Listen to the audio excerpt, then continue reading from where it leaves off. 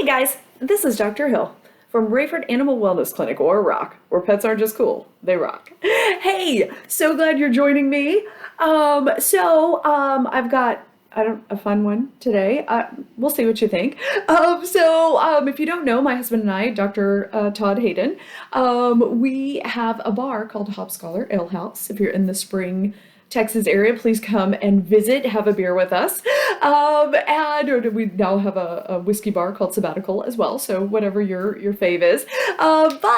So we're hanging around, we do a run club on Saturdays, 10 a.m. if you want to join us, little 3-mile run.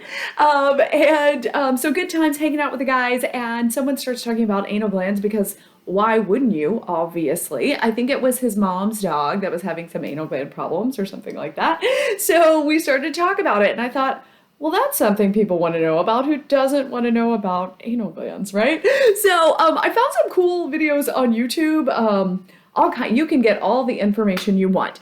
So if you're really into that, start searching. Now, you're going to see a lot of dog butts. And I often tell people, if you saw the pictures on my phone, because I tried to take a picture of everything, that's wrong with pets, as we're doing the exam, so I can remember all of that. If you saw my phone, you'd think, oh, what does she do? So all kinds of crazy, inappropriate pictures.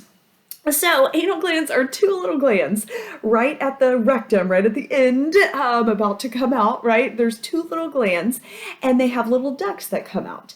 And those glands get expressed every time your dog defecates, and the pressure on the colon expresses those little glands, and the material comes out the duct. This material is disgusting. It smells like fish. It's so gross. If you've ever thought, oh God, like they're on the couch next to you and all of a sudden you get that smell. Or Timmy, my little one, loves to wait till we're in the car together, and then he gets so excited. And so all of a sudden I'm like, oh God, I think I've got anal glands on me, And so that's not ever fun. So yeah, these glands are actually the same glands that skunks use, the same, type of organ that skunks use to express the funk, right? To scare everybody away. And so, yeah, it's really gross. Dogs don't usually use it in the same way, but if they get nervous or scared, they can express them. It's kind of though they're like, that's what they love about smelling poop and smelling other dogs. It's kind of their calling card. Like, oh, Wayne was here. I don't know, but yes, this funky material. And one of my faves is, because I really love disgustingness, is when someone tells me, oh my gosh, my dog's breath smells really bad. And I'm thinking, oh, they need a dental, right? But then I look and it's like a 1-year-old dog, and that's kind of weird.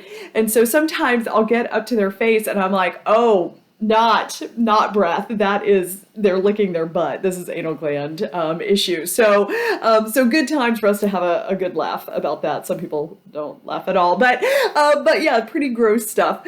So anal glands, if they're not a problem, leave them alone. Why would you touch them, right? But some dogs do have some issues getting them blocked. And they can actually burst and abscess out and be this big, gross mess. So if you start to notice your kiddo licking a lot, rubbing their bottom on the ground, things like that, run them in. Let's take a feel. Either I or the technicians, we can kind of check those out by feel and see if they're really inflamed, if they're blocked, if they've already abscessed, what we can do to try to help your kiddo feel better. And sometimes there's an underlying reason for this inflammation or irritation. So we want to look for that too. Like, is there allergies? So the ducts are getting swollen and not letting the material out. Did something just get blocked in there? Because sometimes they get kind of really thick material. Sometimes they get an infection in there. Sometimes they're not having normal bowel movements because it's the bowel movement that helps to express that material. And sometimes they have weird conformation and those anal glands are really deep and they just have a hard time getting them expressed. So would never want that for anyone. But if your kiddo's having problems, definitely let us know. Let's go through the gamut. There is a supplement. I think it's great. Why not try it? Unless your dog's just really having problems, of course, but called Glandex, and it's just a bunch of probiotics and things like that might help some kiddos. They seem to help Timmy a little bit, but if you've got serious problems, we need to check them out, hands down. Bring them in. Don't let them have their rear bothering them for a long time, please. That's not fair for anyone. So, all right, well, that's it. Let me know if you have any questions. Thanks so much. Have a great one.